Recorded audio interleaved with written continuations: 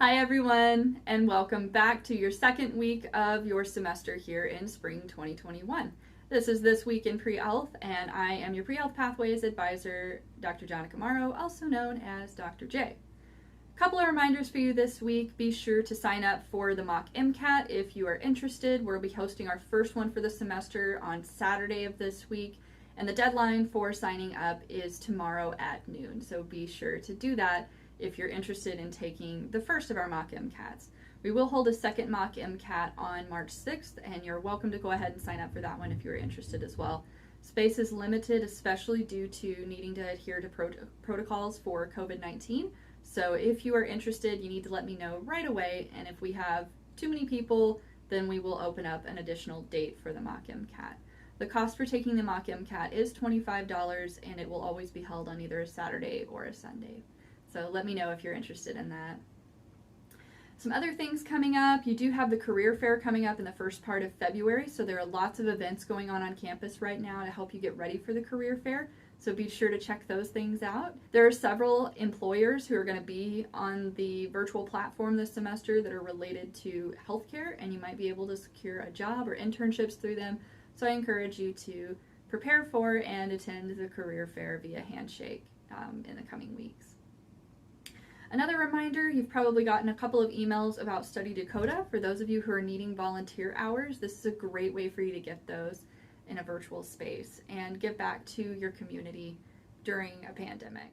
And finally, I wanted to remind you that I did post a new blog post on the Atrium, and that blog post is about informational interviews, which is something that you can be looking into right now. So as we all know, shadowing is really difficult to get right now. Virtual shadowing can be found in some places, and that might be something that you're looking into or that you've already engaged in. If not, I encourage you to look into those things. There are some links on the blog under the Explore and Grow tab where you can find some of those opportunities. You can also do these things called informational interviews. Now, they are not a replacement for shadowing by any means, but they are something that you can do until shadowing is available. So it's something that you can write about in your application and your personal statement. It's something that you can list as one of your activities, those kinds of things. So informational interviews, basically you interview a professional and you learn information about what it's like to work in that career field or in that specialty. And you can do a series of these. It gives you an opportunity to kind of get some insights from professionals in a safe space when there isn't a whole lot of ways for you to get shadowing opportunities right now. If you are in the Fevers program, we will be doing a series of those informational interviews throughout the semester. So each month we will have a different person for us to interview as a group. And you, again, are always welcome to work on informational interviews on your own.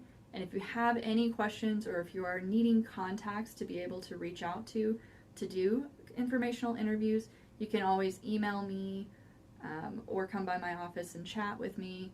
If my door is open, you're welcome to come in, again, with distancing and masks and all of that kind of good jazz. So be sure to think about who you would want to interview. If you're in the Fevers program, be sure and send me your questions today for Dr. Hasvold, who's going to be here on Thursday. And for those of you who are not in the Fevers program, go out and interview some professionals and learn a little bit about what they do, so that you can have a better idea of what your day-to-day will look like when you get into your chosen area of health career. And other than that, be sure to check out all of the events that are happening this week that I've got detailed in This Week in Pre-Health's email that came along with this video.